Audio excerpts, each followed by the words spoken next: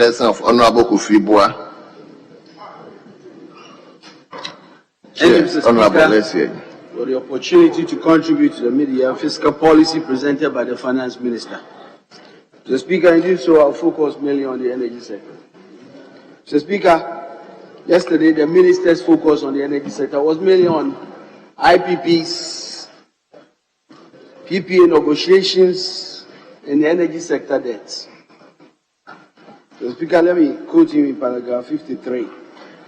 And in part, these remains key issues including accumulation of legacy debt and government's inability to fully honor its current obligations due mainly, this is what he's saying, to operational inefficiencies, tariffs on the recoveries, and excess capacity charges emanating from take-or-pay contractual arrangements from PPAs, among others.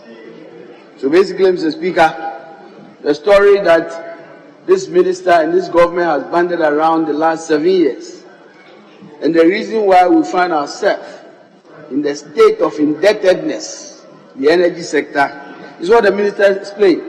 That's one of the reasons is that because of operational inefficiencies, tariffs on the recoveries, and excess capacity. So, Speaker, I'm here to take you back to how we got here. And I'm quoting the minister in his own words in 2017. And the reason this is important is that we had just handed over to the MPP government and the state of the energy sector. And the government of Ghana, that's a nationalistic chain, wants me to say that. But let me quote the minister. Yes. The minister says, the NDC government, that's what he's saying. He says 2016, a total of 880 megawatts of power capacity was added.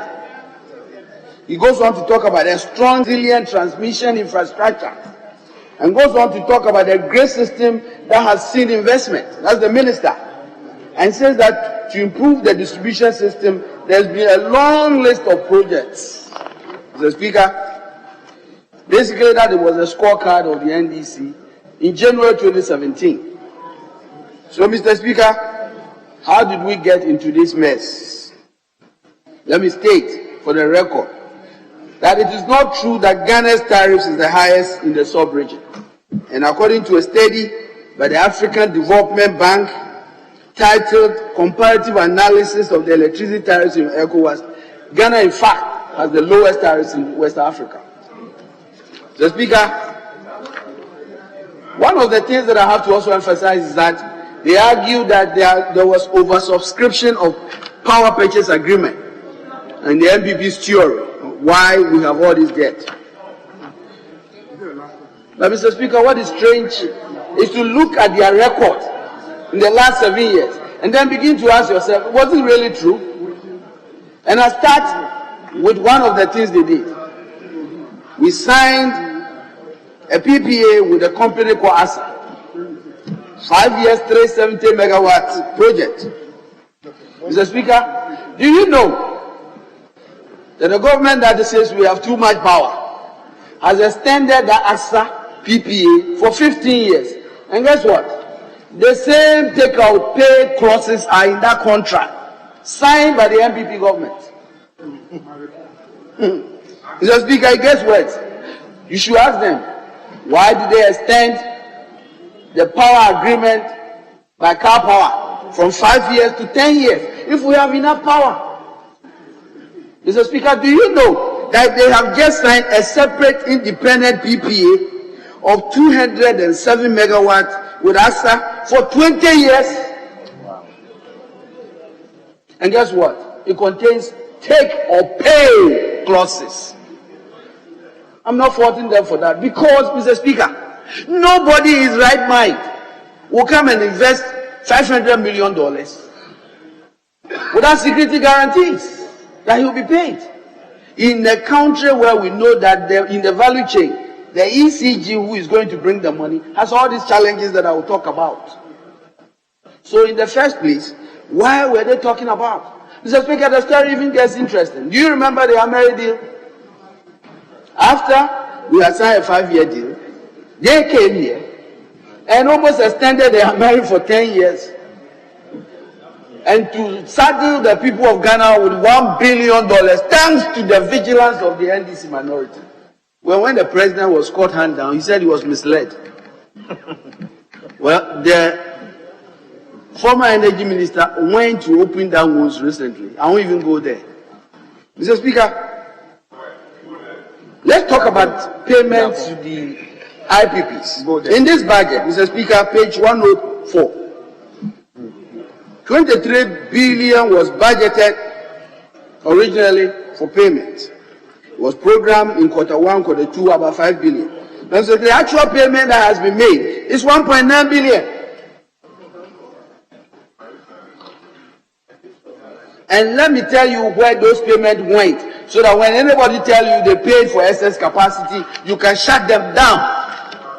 The payments went for fuel consumption, increase in technical losses, about 30%, payment of forest losses, which hit about 4.8 billion in 2023 alone, due to the mismanagement of this economy, with the city depreciating up to over 50% in 2022. You know it. It is one of the reasons why we have this indebtedness. The economy, mismanagement. How would you? We also pay payment to ministries, departments, and agencies. The Ministry of Health, Ministry, and then security agencies. This is where the payments were coming from. That's why. The thing you do is that you try taking measures to make sure that we have smart metering, that chief directors are vigilant and making sure electricity conservation is key. But don't bangle around about how this payment is that. It's not true. These are the facts. And this is where the payment went. So, Speaker, but let's talk about ECG. If you go to paragraph 61 and 62, this government has gone back to something that the NDC wisely took us to. What we said was that ECG must be reformed. We brought what we call private sector participation. We got 500 million from the United States government. Mr. Speaker, what happened? We started the implementation. The plan was to make sure a private sector investment will help to transform the collection of money so that we can get enough money to pay IPPs. Well, because of the same story that has characterized this government, PDS, the guys came from abroad. We had a company, a local company that was formed within 1 week. 1 week old company. In the agreement, they were supposed to bring money. They brought nothing. What they brought was their connections. And guess what? The foreigners say, if you don't pay, me too, I won't pay. So there was a scandal. The Americans got angry and they took their 200 million away. Don't let us forget. Yes, he's fighting me. That is the reason we are where we are. Because of what you have done. And today they are saying that they are going back to private sector. After 7 years, they are going back in paragraph 61 and 62. They said they are going back to private sector participation. Mr. Speaker, we can't forget. Mr. Speaker, but also importantly, let's talk about the gas era, where the NDC brought. Because we knew that if we increase generation capacity,